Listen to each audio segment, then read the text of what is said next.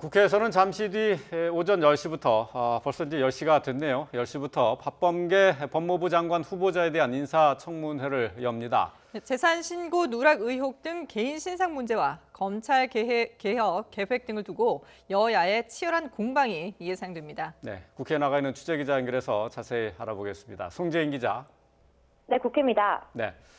자, 예정된 시간이 됐는데요. 박범계 후보자 적격 여부를 두고 여야 신경전이 거세죠.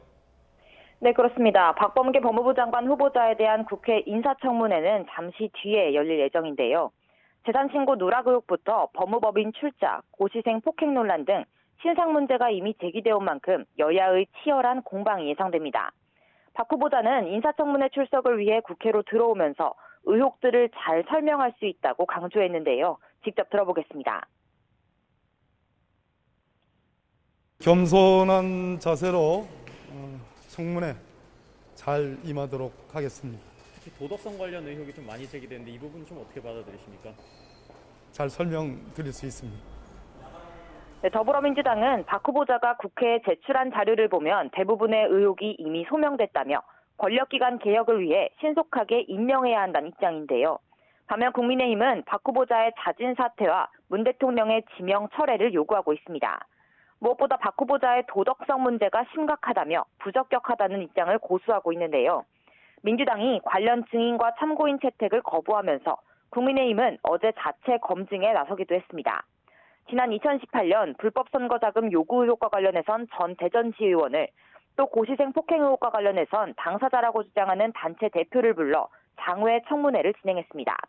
이 자리에서 의혹 당사자들은 박 후보자가 거짓 해명을 내놨다고 반박했는데요. 국민의힘은 당사자들의 설명을 토대로 오늘 집중 공세를 펼 것으로 보입니다. 또 전임 추미애 장관 시절 법무부와 윤석열 검찰총장이 극한 갈등을 겪어온 만큼 박 후보자의 권력기관 개혁 방침을 두고도 인사청문회에서 공방이 오갈 것으로 예상됩니다. 이와 관련해 여야가 검찰 수사를 둘러싸고 대립하고 있는 현안들에 대한 질문도 쏟아질 것으로 보이는데요.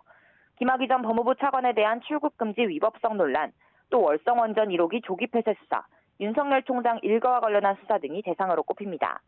현안들과 관련해 박 후보자도 이미 국회 측에 간단한 의견들을 밝힌 바 있습니다.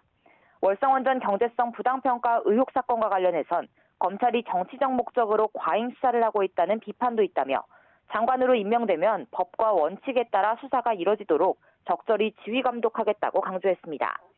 이를 두고 일각에서는 지휘권 발동 가능성을 시사한 게 아니냐는 해석도 나오면서 잠시 뒤 청문회에서 구체적으로 언급될 것으로 보입니다.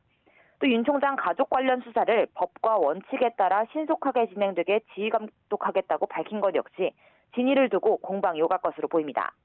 YTN은 잠시 뒤부터 박범계 후보자에 대한 인사청문회를 생중계할 예정입니다. 지금까지 국회에서 YTN 송재인입니다.